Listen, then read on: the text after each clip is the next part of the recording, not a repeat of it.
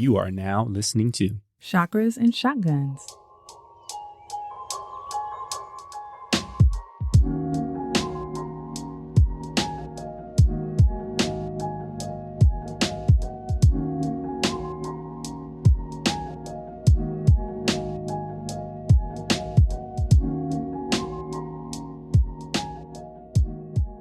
Welcome back to Chakras and Shotguns, episode 28. I'm Jen.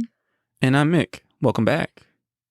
So, we are back from our break. How you feeling?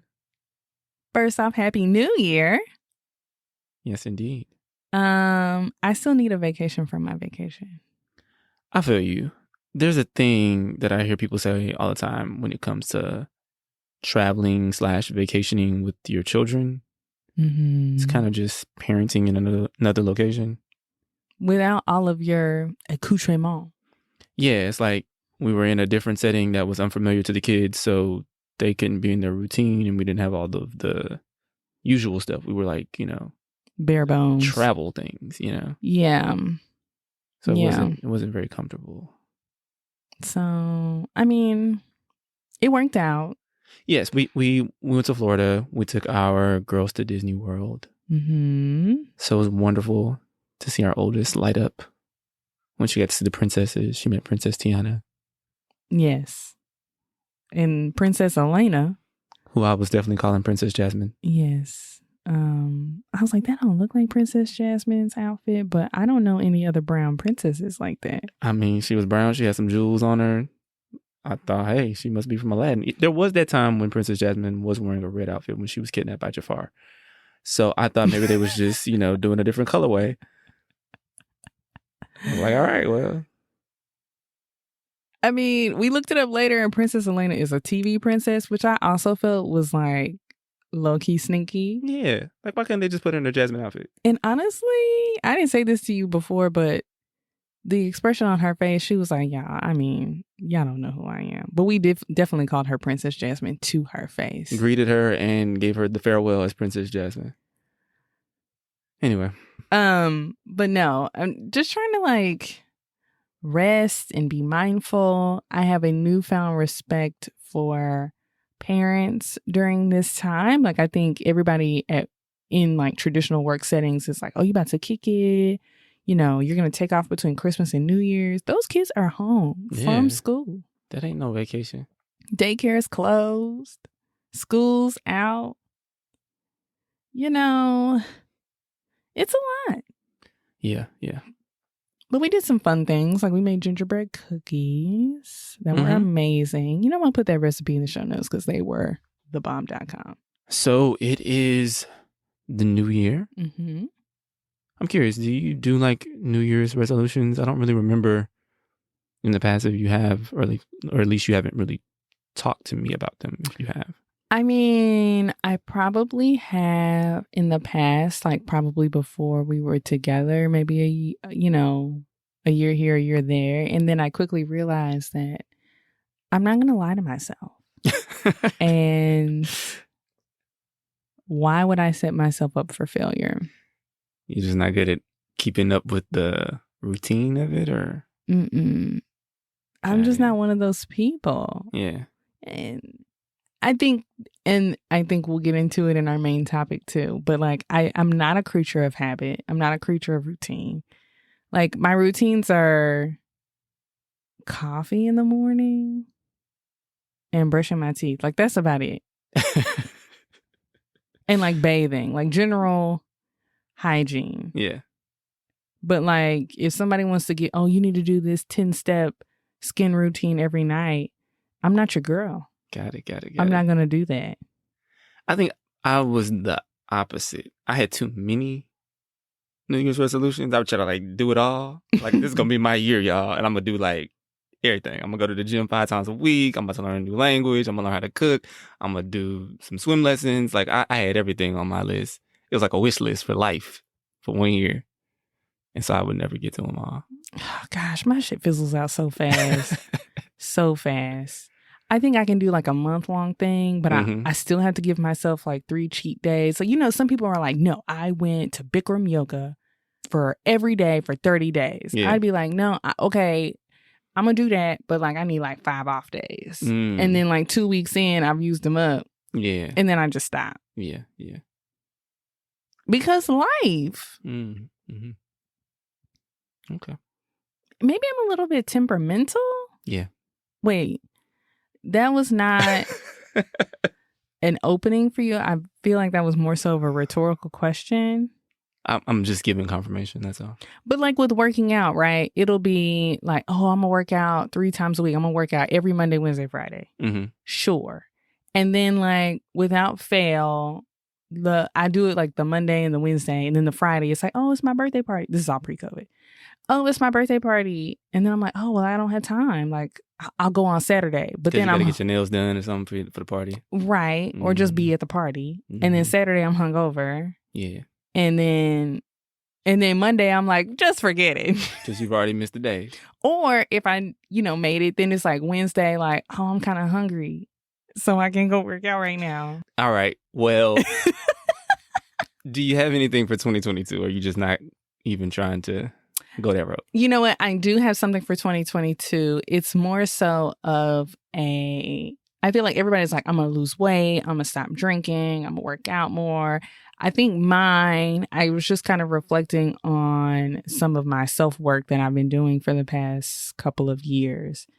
And without making this too much of an aside, I think that when you start doing that self-work and like going to therapy, what inevitably should happen, I guess. I shouldn't say it's inevitable. But you should gain a little bit more self-awareness and start to see the old patterns and the things that you kind of fall into every day or when certain situations arise or when certain people come around you. But kind of like the bad side of that is, ignorance is bliss. And so like when you weren't recognizing it as a pattern of where like you could do better mm-hmm. or enforce your boundaries or demand better for yourself, mm-hmm. you were just chilling. You were vibing. You know what I mean? Like no boundaries, just vibes. You was just like, yeah, I don't really like how this feels, but I don't really know what to call it. But so why is it vibes? You said it was no boundaries, just vibes, like it was a good thing, but like I don't see how that works. Well, I mean, I think it was kind of like, I don't know why this keeps happening, but whatever. And you weren't like really calling it when it was coming at you. Okay. And so then you start to get more self-aware, and then you start kind of catching the bullshit as it's on its way to you. Mm-hmm. And then it's a lot more uncomfortable because now the work is on you. Like things aren't happening to you. You have to show up and do what you're supposed to do. Mm. So I have decided for the things that frustrate me or anger me or hurt my feelings as they arise, like the situations and the conflicts and the things at work and like those kinds of things that like bother you, I am refusing to accept them in 2022. Is that right? I wrote it down. Let me pull it up. Okay, I got it now. So the things that like frustrate me and anger me and like, when I'm trying to enforce my boundaries and people are trying to overstep them or, people not respecting that I'm on vacation. Y'all see my out of office. It's the week between Christmas and the New Year. Don't pop up with last minute requests. Like all of those things that like really bother me. And like now I see that I'm allowing that type of behavior to occur. I'm trying to reframe it, or let me step back. I am reframing in 2022 all of those things into things that I refuse to accept. So I think it's a stronger boundary. Build that wall. No. Woo. Whoa. Nah, I mean, I feel mad shallow. Like, talk about my resolutions. I feel like yours is mad deep. Like, damn. Mine is just to drink some more water. Like, low key, I was on Instagram and it was like, if you're over 35 and you like starting to see wrinkles, it's not that you're getting old, it's you just dehydrated. You need to drink some more water. And I was like, damn, well, I should probably drink some more water. Because, like, I don't know if y'all seen pictures of my boo yet. But, you know, there's a few on Instagram. She be getting confused for, like, younger than she is. And so if I'm starting to look older because I ain't drinking enough water and she stay looking young, you know, I got to make sure that age gap don't look too wide. You know what I'm saying? You know what I'm saying? Sugar daddy. I don't want to look like I'm a cat daddy out here. So that was my resolution, just to drink some more H2O. Wow. You know what I'm saying? I think this is one of those classic situations where it's like the person was like, no, you go first. And like they really should have went first. Yeah, I probably should have went first. It's all good, you know. This is my self-work journey, the next phase. Mm-hmm. And yeah. So we'll see how it goes. Life is an experiment. That's what I say. And drink some water, y'all. And I'm not getting one of them little goofy water jugs that says like, you know, you drinking enough today. You know, it's like as you drink it down and shit, it tells you like how much more you should drink. Almost there. I'm not doing it, man. Feeling hydrated yet? No shade if you got one of those, but I can't do it. I'm gonna make you one. Don't do it. So what are you gonna do? Just make sure I drink 2 bottles of this Osaka. You know what I'm saying? 2? That's better than what I'm doing. Incremental steps. How many do you think I drink a day? About 7. I don't know. Oh, man. All right. Well, let's do some breath work. Yes. I got this one to start off the new year. All right.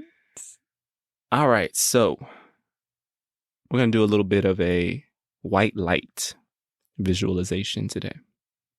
And it'll just help us as we are into 2022, dust off some of that old energy from 2021. So let's all sit up straight.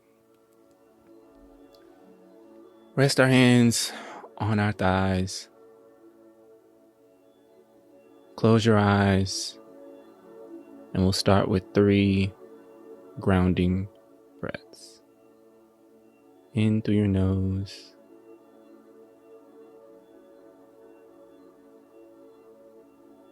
And out through your mouth.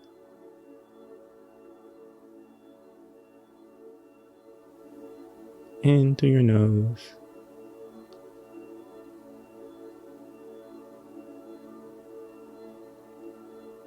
And out through your mouth. Last one, in through your nose.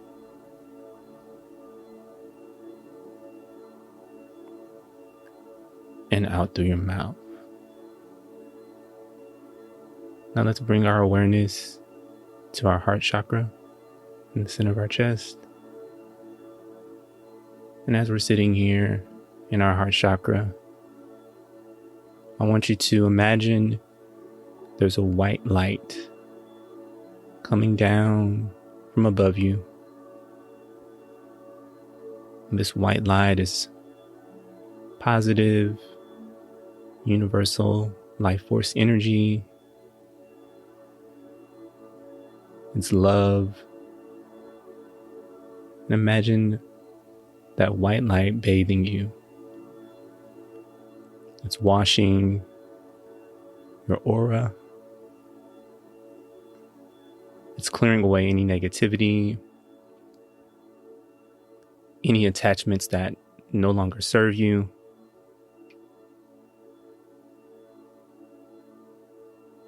Feel it taking away your self-doubt. And just bask in this light for a little while.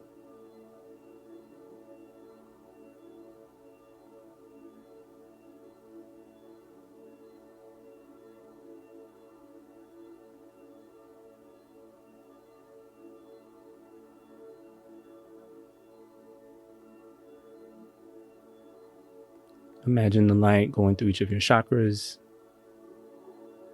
coming down through your crown, third eye, your throat, your heart, your solar plexus, your sacral, and finally your root. It's clearing away any blockages in your chakras.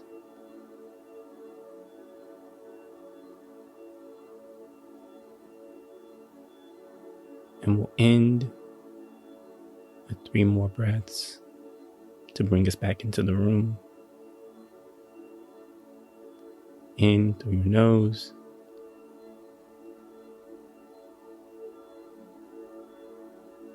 And out through your mouth.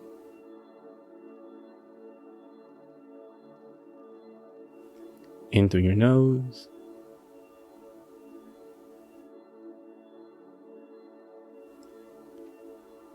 And out through your mouth. Last one. In through your nose. And out through your mouth. Slowly open your eyes.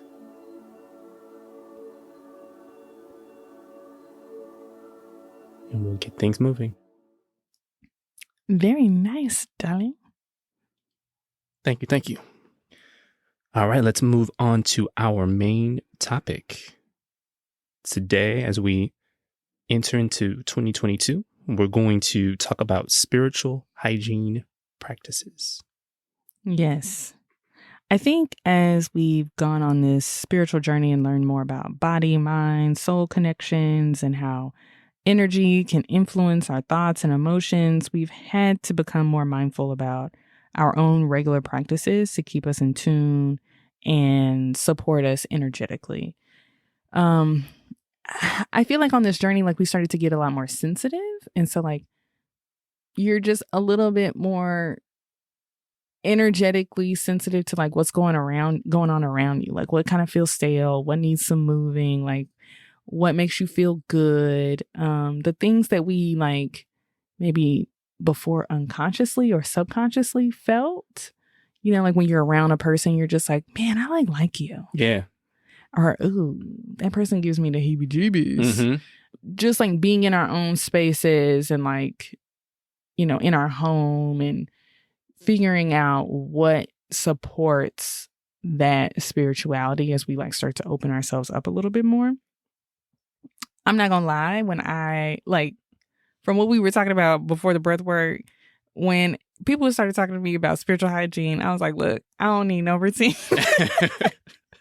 I was not enthused. I did not want to do it. I was like, now I got something else to do. Do you know what I have on my plate? I got 2 small kids and a job. And now I got to do extra stuff. I'm just trying to keep like my body clean, these kids clean, which is an effort in and of itself to keep like little hands and faces clean. So, you know, and I'm going to lump you in here too, Mik, because we are not routine people. Fair. At all. Like, which was great. It was so great. Fun fact, Mik and I did not live in the same city until 2 weeks before we got married. Yes. So it was like a real fear that like we were going to figure out that life is not vacation and this ain't going to work. Mm-hmm. Because we had never been like with each other that long. I think maybe we spent like maybe 2 weeks together. Yeah. Like collectively. Or consecutively. Yeah, consecutively. Whatever, you know what I'm saying. But what was great is we figured out that we're both snoozers. Mm-hmm. We both are night owls. Mm-hmm. We do not like to wake up early. We like our sleep. I'm more of a napper. Like Mik gets his rest and gets up and gets going. I will circle back for nap time.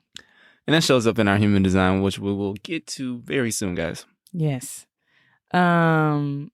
But like you hear these horror stories of like, oh, my spouse is like an early riser and they loud as hell and they slamming doors and stuff and they go to bed early, so I don't get to spend time with them. No, me and Mik, pre-kids, we was kicking it late.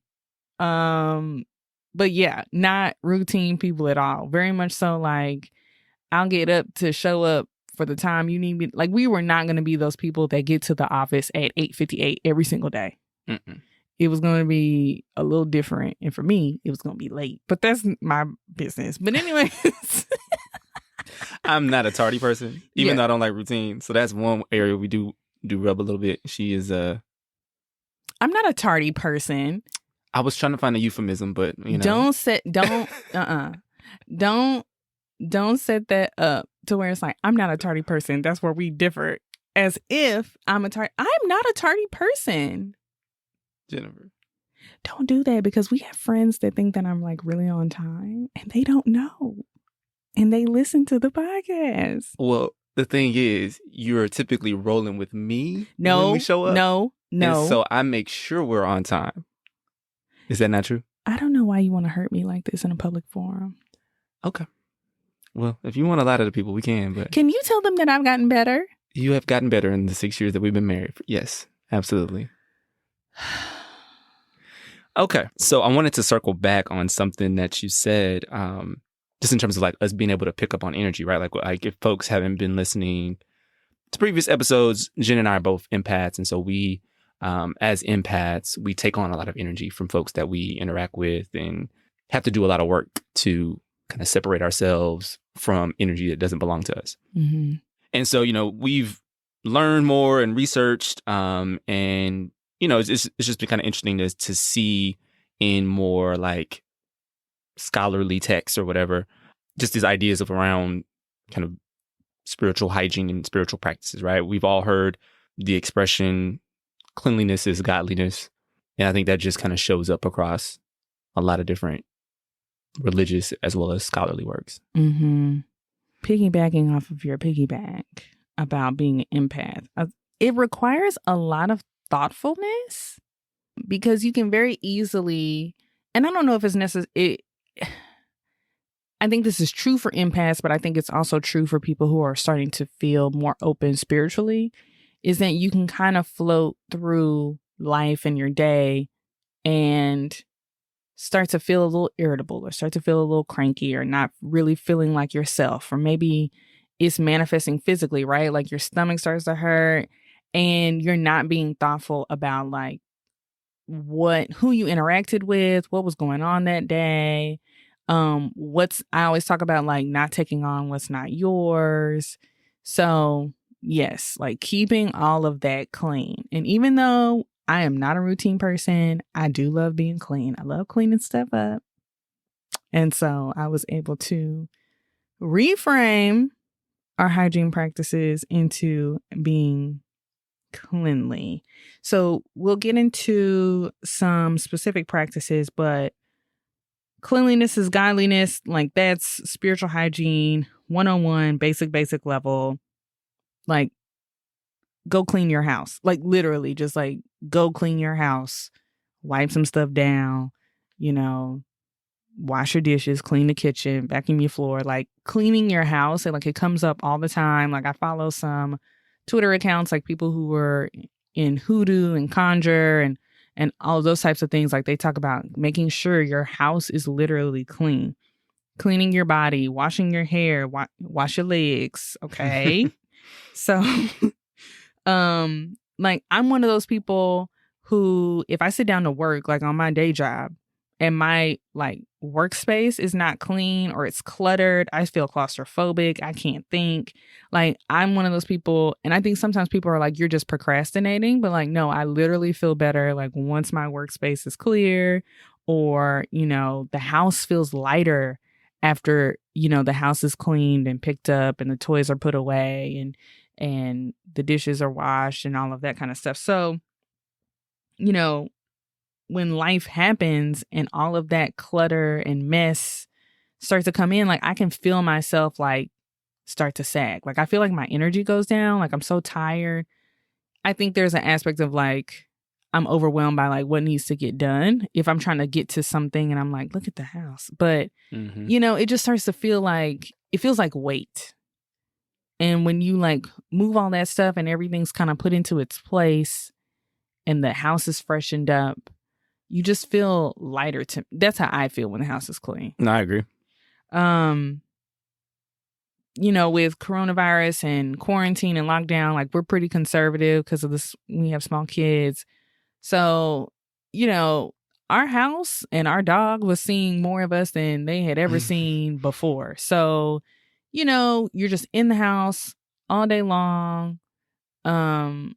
The house just starts to get stale. Like, so we kind of started to incorporate something that we didn't really do, probably because we didn't really need to before coronavirus. We started like opening up the patio door and the screen door, and just, if the weather's nice, just letting like fresh air come in and like airing out the house, like kind of those things that like your grandma used to do, but like we just never got around to, didn't really think about. Making sure like fresh air is circulating. And there's something to that like you can easily transpose into spirituality, your spiritual practices of just like keeping motion, like keeping things moving, not letting things get stuck and in a rut, and what that might mean for you in your life too. So like, we both start our days off with a morning shower. Like, I feel like that gets the day going. Like, I think with coronavirus, there were days where you might skip your morning shower and just kind of try and roll into your day because you roll out of bed and get into your desk. But it just starts the whole day off different when you start clean. It feels like a clean slate. Like, it's just amazing what something as small as a shower can do, right? Yeah, just going back to something that you said earlier, right? Just the importance of cleaning yourself, right? So, washing your body, washing your hair. I just think about like water, and across several different religions and spiritual practices, Christianity, Buddhism, Islam, there's these practices of ritual washing, whether that's before prayers or ceremonies. We know from our own experience being baptized how important water is in like the Christian faith. And so that kind of just got me curious. I really wanted to understand more about, from a spiritual standpoint, what about water kind of makes it ideal for this like practice of purification. And so, the nerd in me wanted to answer that question. I started doing some research, and a lot of people may have heard about this idea that if you kind of talk to water positively and then you freeze it, you can look at the crystal pattern and it looks more beautiful than if you talk to water negatively and then freeze it, which was kind of just a thing I had heard. And so I wanted to look more into that. Yeah, this concept comes from the Japanese researcher, businessman, pseudoscience. They call him a pseudoscientist. Dr. Masaru Emoto. He's written a couple of books, with his most famous being 2004's The Hidden Messages in Water. Emoto's experiments involved exposing glasses of water to various words, pictures, and music. Then he froze it and examined the frozen crystals under a microscope. He concluded that human emotional energy can create vibrations that affect the physical structure of water. The water that received positive messaging and sounds froze into quote unquote beautiful crystals, and the water that received negative messages and crude sounds, including heavy metal. Sorry if you're a heavy metal fan. It froze into ugly crystals. And these are his words, not mine. I'm just imagining like remember when we were in grade school and it's like hypothesis, method, and I don't remember all the rest of the steps, but you had it on your little poster board for the science fair. Process, procedure, and results. Science fair champ over here. He was out there spelling words. I was out here making experiments. You feel me? Do you want to see my first place ribbons? I'm sure my parents still got them. Bravo, babe. I can't believe you remember that. I was a science fair champion. I had first place like 3 years in a row in elementary school. 3 years? Yes. I'm proud of you. I'm going to start telling people that at cocktail parties. All right. But yeah, can you imagine like him like looking at his glasses of water or however he froze this and was like, beautiful. That one's beautiful. Ooh, that one's ugly. Like, like this is like his real science experiment. He's like, ugh, that one's ugly. I'm gonna write down ugly for that one. I mean, that's pretty much why he's been criticized, right? So they say it's not scientific work. People tried to recreate his experiments and they basically haven't seen like his same results. Like, and they talk about the subjectivity of it being like pretty or ugly when it comes to the crystal pattern. And so, I have a healthy bit of faith in science, but I also don't think that humans, we have like the sophistication to like really prove everything scientifically. And so that kind of got me looking a little bit further. And so there are some studies that kind of pass the muster of the scientific method when it comes to plant growth. So basically they studied how plants grew when they were kind of spoken to positively, and they saw that, when you had positive reinforcement or positive vibration directed at the plant, it grew better than if there was none or negative going towards it. And so I think that's interesting, right? Like with water's kind of just is what it is, right? Like it's just water. And I mean, Emoto tried to like look at frozen crystals to try to, make some determination. And maybe that's not the best way to do it, right? To be able to prove that there's something happening vibrationally to the water. But with plants, you can like see how a plant grows. Is it more leaves? Is it taller? Is it, there's real like quantifiable things you can say about the plant to say that it was effective vibrationally. So I don't think Emoto's wrong. I just don't know if we have the sophistication to measure how water responds to positive vibrations. In like the tech. Yeah. Yeah. What is it? I'm getting off task. What is it? Surprise.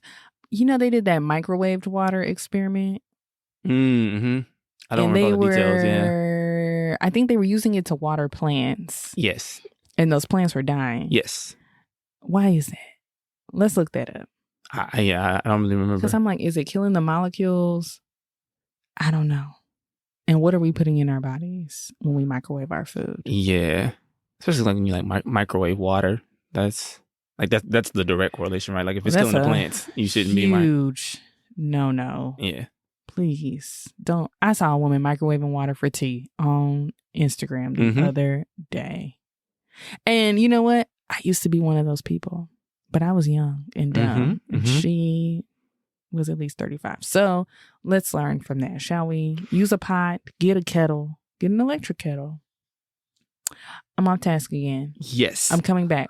Is it completely far-fetched that what Dr. Emoto is saying is true? And also, what's the harm in believing it? You know what I mean? Mm-hmm. Like setting an intention for the water that you put in your body. What's the harm in that?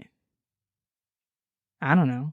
But then it also came up like with Dr. Emoto. Apparently in Frozen 2, there's this whole theme of the movie where they say water has memory.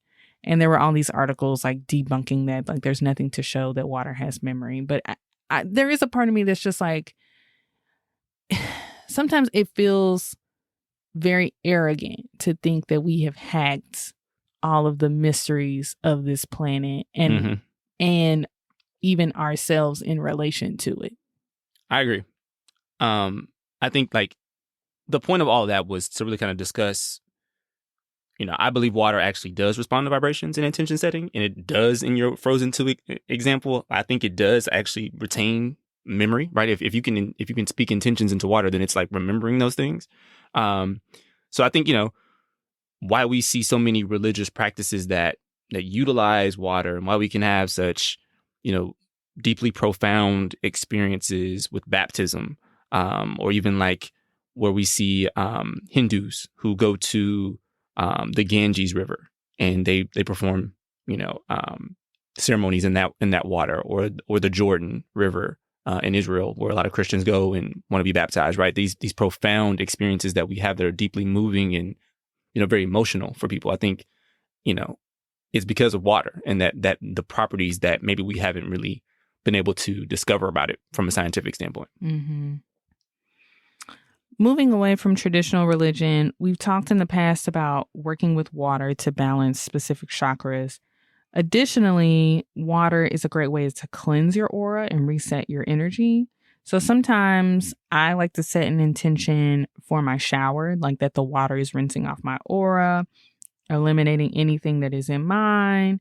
It's also a good excuse to just be a little bit more mindful. I think, taking a shower should be routine. Bathing yourself should be routine.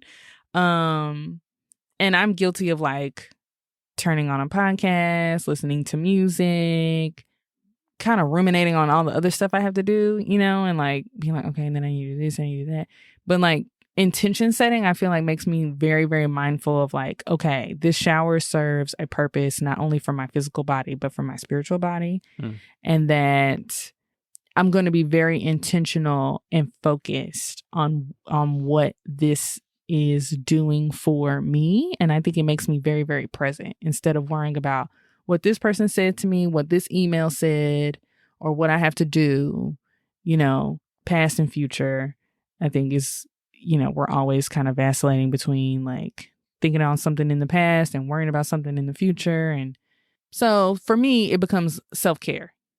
So it serves kind of like a dual purpose of hygiene and self-care. Yes, I think as we're talking about this, I feel like I need to add a second thing to my my New Year's resolutions. I need to take more baths. I'm particularly bad about not doing that. I think there's something about like just me needing to slow down and not be so on the go and take that moment to be mindful and to like sit down in the bathtub and like really, wash that stale energy off of me. I think back to there was a spring break I spent with one of my uncles, and he was saying people always ask him why he is able to look so young, still has all his hair and whatnot. And he said, I walk slow and I take baths. And so that stuck with me, right? I still remember that, but I still don't take baths. So I'm like, as I'm thinking about drinking my water so I can stay looking young from my young boo, I need to also add in some of those baths. So drink some water in the bath. 2 birds, 1 stone. I'm with it. So that's what I'm gonna do. And all my fellas, I know men, we're bad about not taking baths. So just take a moment for yourself. Get a nice bath going. I feel like that's a good segue into spiritual baths, which are slightly different. I mean, yeah. The same, slightly different. I think it's the intention setting for the shower equivalent to taking a bath. It's more mindful. It's more mindful. It's for your physical and your spiritual body. So a few tips for making a good spiritual bath. Set the ambiance. That just made me think of what's the lobster in Little Mermaid? Sebastian. First we set the mood. He's a crab, by the way. Well, they should have drawn him better. We were just at Disney World. Disney World didn't have crab or lobster for me to eat, okay? All they had was chicken tenders and sadness. So sad. Spiritual baths. So first we set the mood, as I was saying. Make sure to clean the tub. There's nothing spiritual about a ring in your tub. Light candles or incense in the room. You can play soft music. We'll have some recommendations for that later too. I like to incorporate crystals. We talked about this in our crystals episode. So grab a couple of your favorite crystals. You can even put them in the bath, but double check that they're okay with getting wet. Some things you should not put in water. So yeah, like get you a vibe.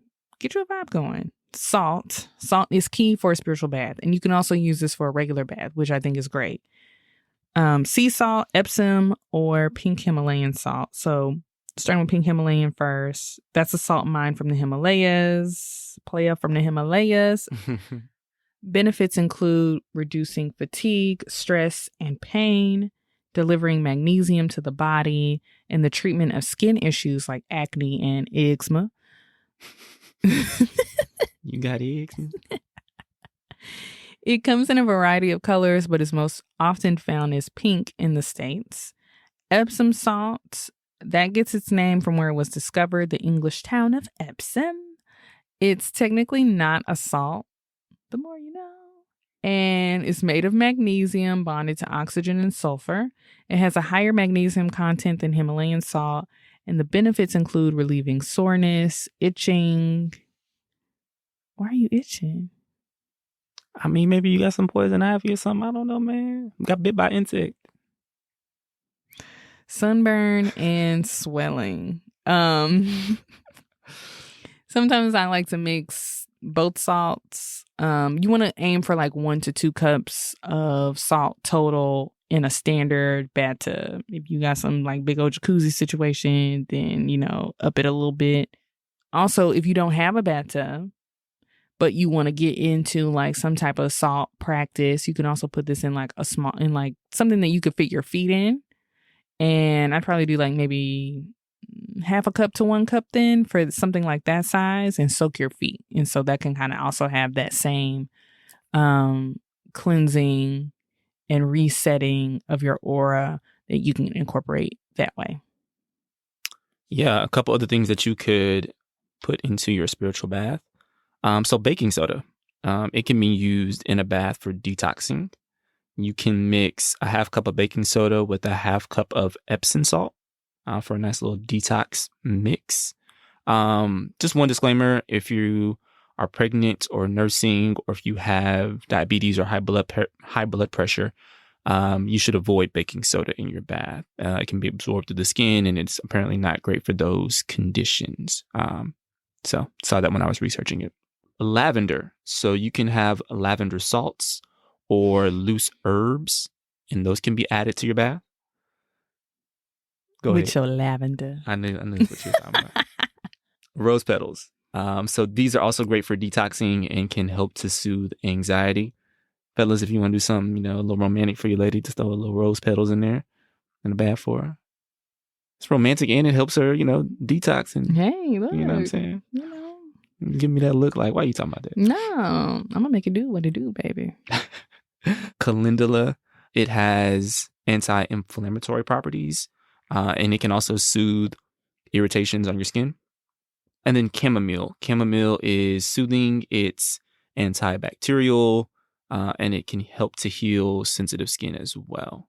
If you are using those loose herbs in your tub, make sure you get either like a tea bag type situation, or a stopper for the tub to avoid kind of clogging your drain. Mm-hmm. I'm still trying to perfect like a real herbal bath situation that isn't like such a pain to clean. It's such a pain. Like, so like they have reusable tea bags. You can find them on Amazon. I think they have like pretty big ones too. So they're like good for this type of use. Mm-hmm. But like, what's the fun in that? You want to feel the herbs on you? It's not necessarily about feeling it. Like when you do like a real full herbal bath, like I got this like really good empath bath with like salt and rose petals and lavender and all this stuff, and like you put that in your water, oh my gosh, it's so gorgeous. It's so pretty. It's such an Instagram moment. You feel luxe AF, hashtag Black Girl Luxury. It just feels so nice. And then you drain it and it's a disaster. It's just lavender seeds caked on to the side of your tub, and you're feeling nice and lush and spiritually light, and it's nighttime. You lit your candle. You about to go get in the bed. You about to put some lotion on, some smell goods, some fresh jammies. You do not feel like scooping all that ish out the bathtub. And so then you're like, you know what? I'll just do it in the morning. And then you forget. And then you get up in the morning and you walk into the bathroom and it's a murder scene. Or your husband's trying to bathe your 3-year-old and it's like, baby, why are there rose petals all over this tub? Yeah, I've thought about like a skimmer kind of situation. Like it's like a pool. They make some for like fish tanks. Yeah. Like that's basically what I thought I was going to do. Like, what's the best option? But then like that seemed like a lot of work. And they have the things that you can sit in the stopper that you talked about. I just don't know if that's like going, like, because I put a lot in my water. Like, I like a lot. I like for it to be beautiful. But I don't know if that's going to catch it all. Pokemon. I don't know. All right, so we still trying to figure out this spiritual bath thing with the herbs. So if anybody out there has any good solutions, shoot us an email. chakrasandshotguns@gmail.com. I'm like, should I just like stuff a rag into the bath? I don't know what to do. I don't know. Okay, but we'll try. But that covers spiritual baths. Next up, we wanted to talk a little bit about smudging. So that's a form of utilizing smoke to clear negative energy. Most people know about burning sage, which comes from Native American cultures. Other cultures around the world have utilized the smoke of herbs as well. So, for example, ancient Romans burned rosemary for healing. The Hindu Vedas mention burning incense as a healing tool. Across the African continent, a variety of herbs, including Impepo in South Africa and Cola cordifolia in West Africa, were used for cleansing and healing. Yeah, I mean, I think, in the States, most people associate smoke cleansing or smudging with Native Americans.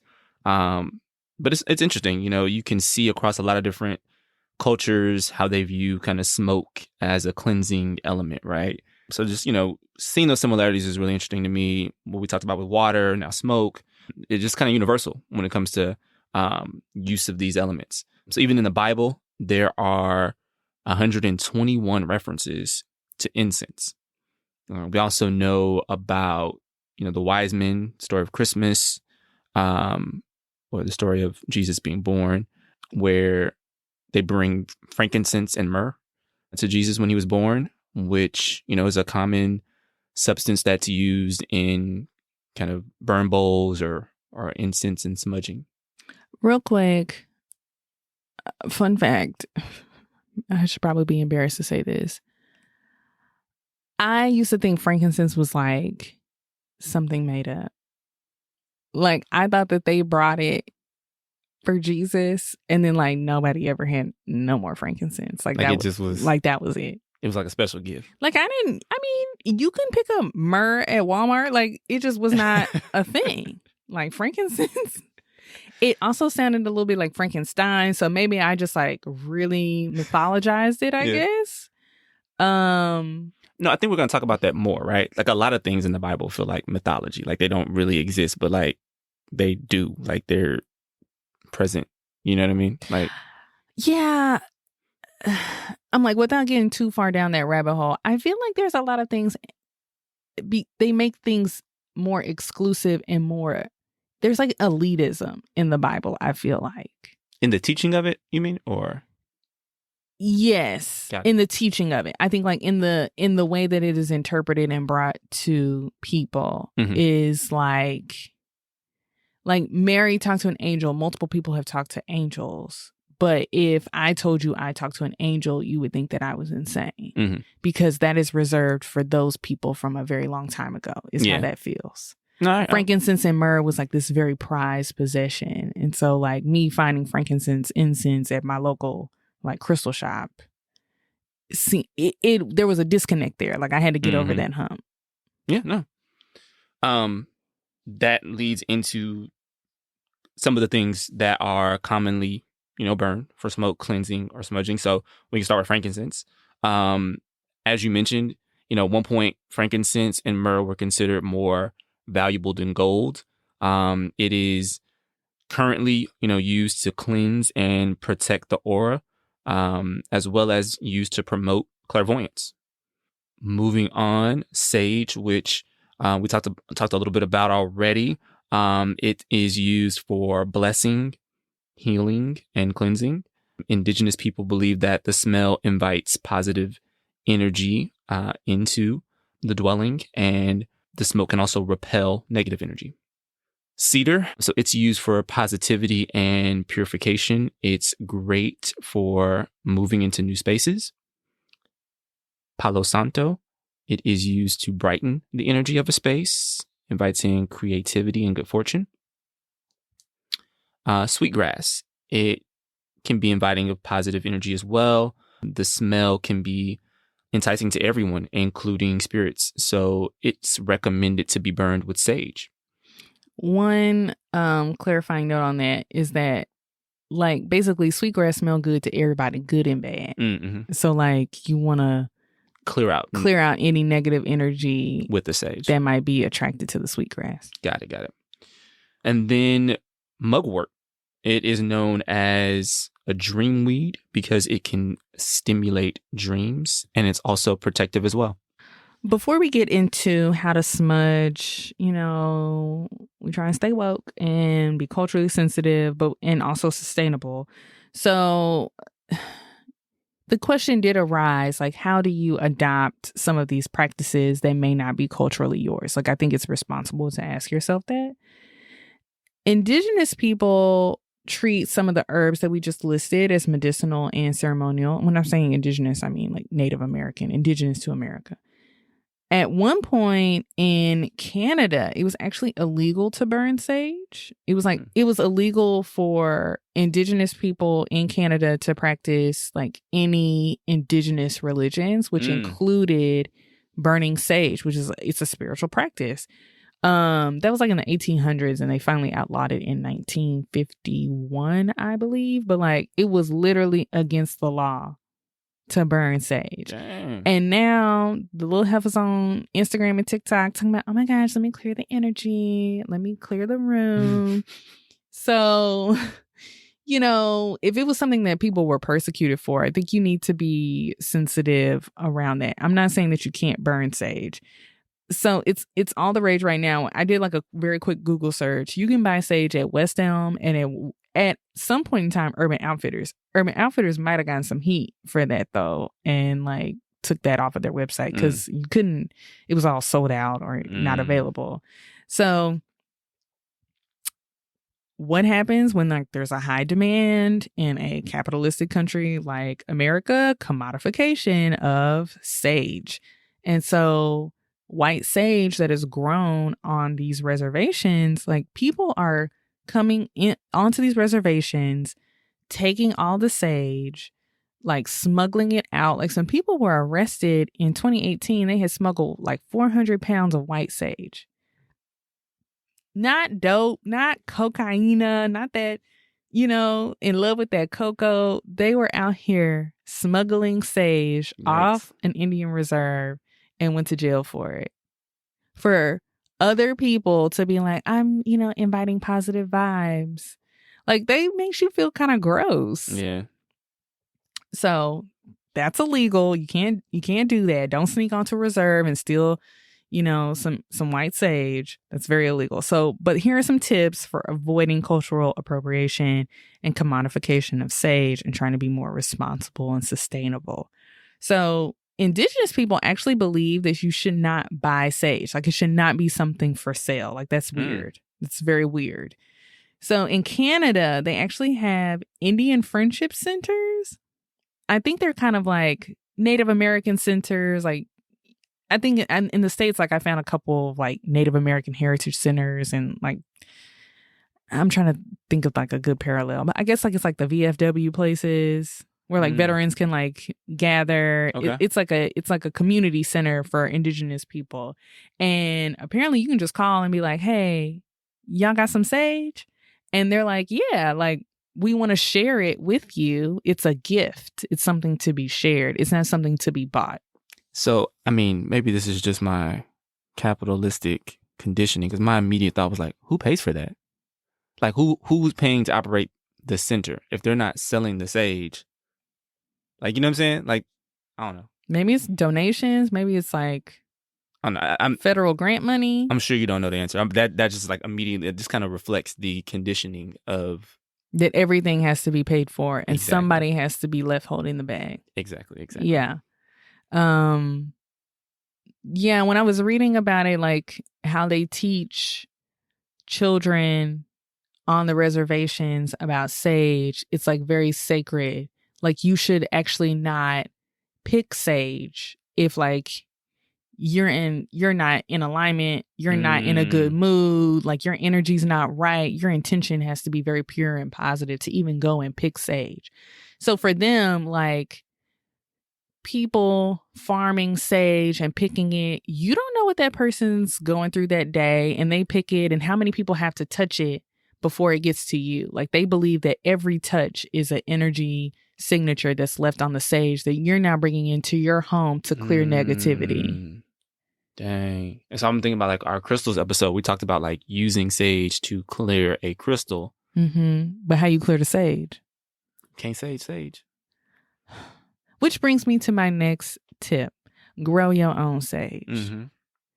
So I think that's also fits well with our preparedness vibe and like, you know, doing it for yourself. And so that allows you to not only not contribute to the commodification of sage, but it also helps you grow something on your own and see it flourish and put your own intentions on it and control the energies that are on it. And you can grow it for yourself and gift it to your friends and your family. And I feel like that would be like a really beautiful thing to do.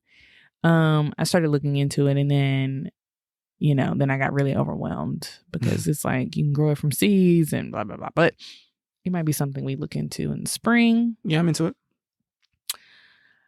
Where are you shopping? And I think this goes for sage and any other herbs, but like, where are you shopping? I'd probably advise against shopping on Amazon. It's really weird to me that like you can find anything on Amazon sometimes. Yeah, like the vibe, I don't know.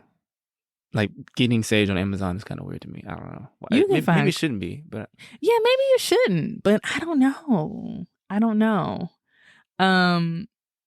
But I think sometimes with stuff like this, it's probably a good idea to go smaller. Yeah. So you're looking for, smaller shops. If it's indigenous owned, great. Look for guarantees and insight into like where they're getting their herbs from. Is it ethically sourced? So Palo Santo, for instance, it looks like a little piece of like, it's wood. So it's like, off of a tree. It's not endangered, and that is because it's only supposed to be harvested from trees that naturally die in the forest. So one shop that I found, they actually only harvest from trees that have been there for 4 years, like on the forest floor, dead. So you're trying to find places, and I mean, and all of it could be BS, right? They could make all of that stuff up. How would you know? But the Lord knows your heart, and that's... That's what I'm trying to get to. But use it responsibly, whatever herbs that you're getting. One recommendation was, we get a lot of sage bundles and you're just lighting and lighting and lighting. Sometimes they take a long time to like really get going. And instead of lighting the whole thing on fire, why don't you use a leaf at a time or a couple of leaves? And we did this once when we went to that retreat in Arizona. Mm-hmm. We each got a little sage leaf, and I found that it smoked a lot better, a lot quicker than trying to light a full sage bundle. Yeah. But watch your fingers. Also, what is your intention and purpose for using what you're using? Like, are you trying to be trendy? Sometimes I think like, because even the Real Housewives will just like light up some sage in a kind of shady, petty way around each other. It's like, girl, you're not going to do that to me. But, treating it more of a ritual and being more intentional when you're using these herbs spiritually to cleanse your space. I think that really matters. Are you doing it for the gram? Then just put the bundle down, baby. Another thing that I was reading in this article that like really blew me away, but was like kind of a duh moment, getting to know the spiritual practices of your own culture. And there's levels to this. What blew me away about it was the example that was given was it was a white woman who owned this like metaphysical e-commerce site. And she was selling sage and Palo Santo, and somebody pointed out that it was cultural appropriation. She started doing some more research on where she was getting her sage from, and she couldn't really track where it was coming from. Like, she just had some vendor. It wasn't, it was taking her too long to actually get to a real indigenous person. It was probably smuggled out or just not done responsibly. And so she decided to stop selling Palo Santo and sage on her site. She went one step further and pulled out her Ancestry.com results and started tracing back the practices of her people, of like Northern European people. And as she was like doing her research, she started using rosemary, thyme, peppermint, nettle, juniper, and cedar for cleansing instead. And just completely went that route. Like, this is what Northern Europeans were doing.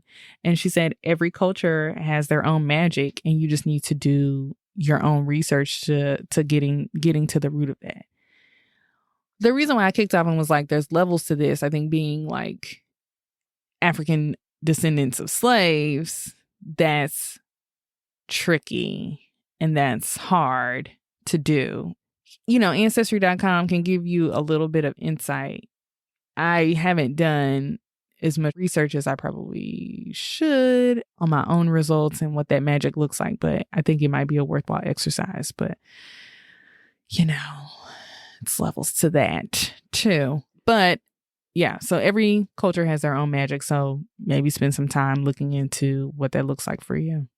All right. So let's talk a little bit about how to smudge. So you want to open up the windows in your home, open up a door if you have like a screen door, and then you want to light the herb of your choice to kind of cleanse and purify and focus on the intention that you want for your smoke cleansing. I like to recite, intention kind of quietly to myself as I go around the house and I'm spreading the smoke through each room. So I'll say something like, I'm cleaning this space or cleansing this space of any energy that doesn't serve me. I like to start at the door and then the front door and then go in a clockwise pattern throughout the house and kind of hit each room as I go in and kind of keep that same clockwise motion. Once I'm done, I usually use sage first. And once I'm done with that, I will circle back around with Palo Santo. And so then I'll invite, energy that I want in. And so I'll say something like, inviting in peace, love, joy, happiness, and any positive energy. And so after that's done, I'll kind of leave the windows open for a little bit and then go about closing them. Some other practices that you can use for cleansing your energy in home, using salt. Again, salt. Salt in the home for protection. So I like to use fine pink Himalayan salt for this. You can find it they'll have it like coarse and looks like little rocks. That's not what you want. You want like fine enough to you could put it in a salt shaker. Them little rocks. Child. Because you're gonna try and do this monthly, or if you want to follow the lunar cycles, you can do it then with a new moon, right? I'm so bad at the lunar cycles. I thought it was full moon. You did the salt. I don't remember. I think it is full moon. But you want to clean it back out each time when you come back, and it's so hard to get them little rocks. And they move around. They get under your feet. If you have a dog or small children, it's just better to use the fine salt. It's easier to get into the windowsills and the thresholds and everything. So I try and do this monthly. God's still working on me, baby. So it's not something I've been keeping up with, but I'm trying. But that's something that you can do. Florida water, which is not really water at all. It's a tincture of flowers and oils, and it's used for cleansing. Some of the rest, I guess, can you make your own? I think you can. I think you can make your own, but some of the formulations that I've seen from different brands, they put citrus oils, and Florida means flowery. I don't know in what language, but that's why it's called Florida water. Is that not Spanish? Florida? I'm not sure. I mean, I know Florida was a Spanish colony, so I would assume that it was named by the Spanish, but. That makes sense. You heard it here first, folks. So there's a lot of flowers and citrus oils, and I clean with lemons all the time. So it's a cleansing type of fruits and flowers type of tincture. It's clear. Don't digest it. I think back in the day, it's real old. Back in the day, people used to put it in their mouth. Like as a mouthwash?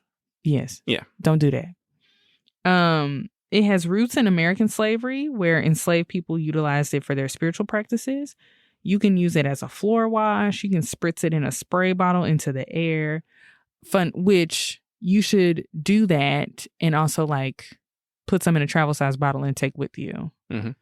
Because as an aside, we sage and use Palo Santo and have incense going all the time in our house.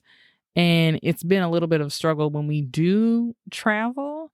You don't want to just go burning stuff in people's houses or in a hotel. So having something like that would be really, really handy. I think they also make Palo Santo sprays too. Mm-hmm. You can use it to wash your hands and your feet. You can even add a little bit to your bath water if you want to, but don't drink it. White light visualization. Shout out to Mik for the breath work earlier. So during meditation, imagine yourself in your home covered in a white light, setting the intention of cleansing. Like visualize anything stale being moved out and like your house and yourself being sparkly clean. Reiki. Whether you're attuned or you've found a practitioner that you like, regular Reiki sessions can be a great way to get right within and to even energetically cleanse your space. Again, meditation, great for daily checking in with your energy.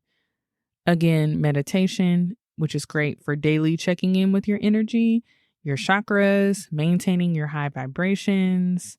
And then sound healing.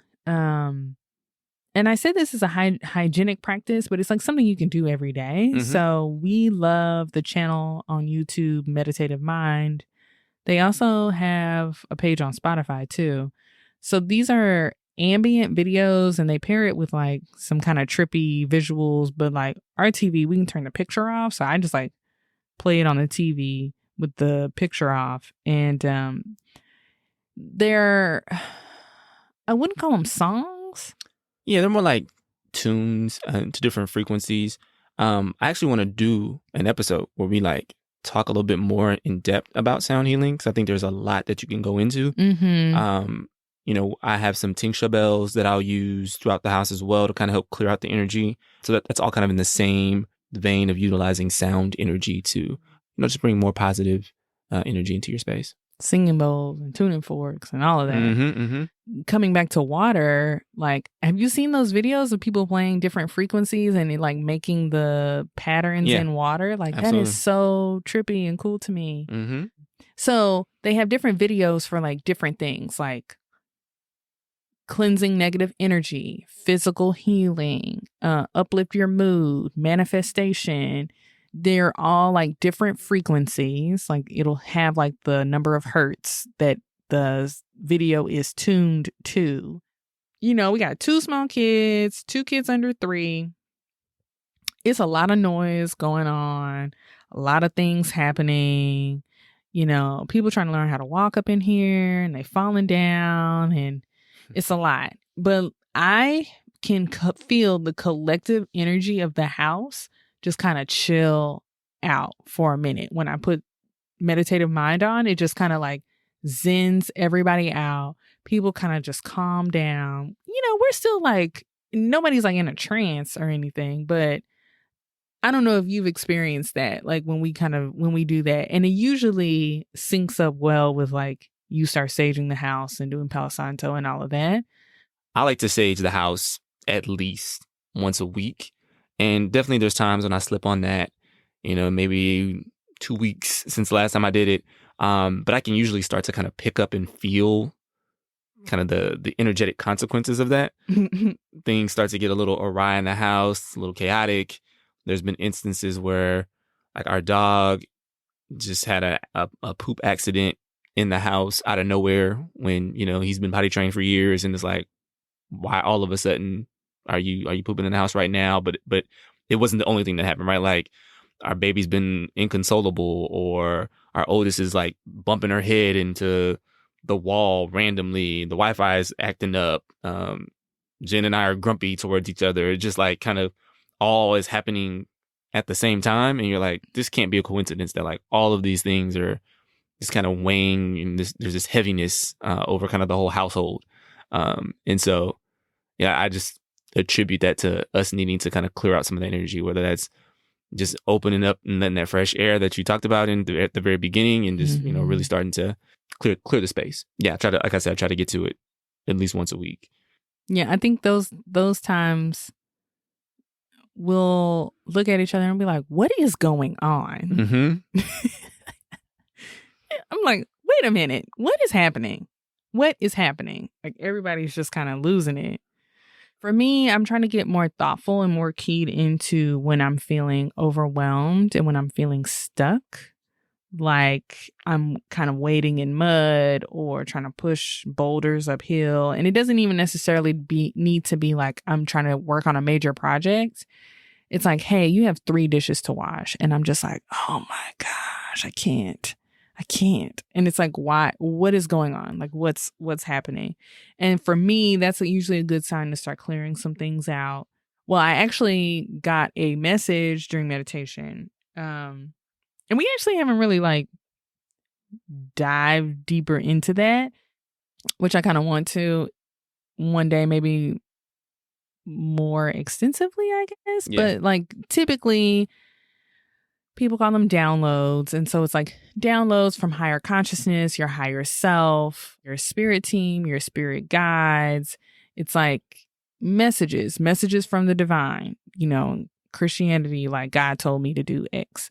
And so I think we talk a lot about in meditation, like the things that come up, the thoughts and the things that you're trying to, I forgot to turn the dishwasher on before I sat down, or, I need to call so-and-so tomorrow, whatever. And we're always talking about like noticing those messages and then like dismissing them. I think you also need to, and it's a muscle, right? You have to start discerning like what is you and what is coming in. And I think it's like you have to really kind of get into a very mindful place and start also paying attention to the thoughts that pop up. Like when you're like, oh, I wanted to call so-and-so just out of the blue. Was it, when you called them and they were like, I was just thinking about you. Was that out of the blue? Did you just happen to think about them, or was there a message coming in that you were supposed to receive? So I was in a meditation and I got the message to declutter. And it really got me thinking, it was like, look, I need to clean out my closet. We need to start moving some stuff out of here and just kind of getting into spring cleaning, and things just start to kind of pile up since we've been in the house for 2 years. And it really got me to thinking about like, what does that mean spiritually? And when I really started thinking about it, it made so much more sense. All of this talk about like getting negative energy out, inviting positive energy in, I talked about earlier, like movement, like is your house feeling stale and stuck and in a rut? Are you moving things out so you can bring the things that you want in? Literally, do you need to clear your closet and make space? Take the clothes out that don't fit anymore so you can get the stuff that actually fits, that makes you feel good. Marie Kondo is always talking about like what brings you joy.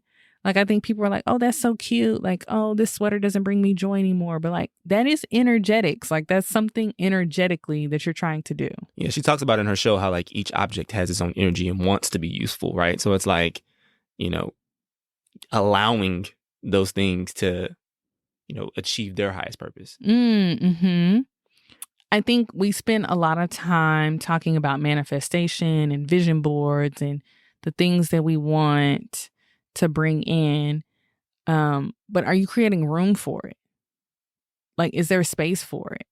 Is like God and the universe saying, girl, you can't even walk in your closet. How am I supposed to bring you the things that you need? Like you need to create some movement and like do your part to create space.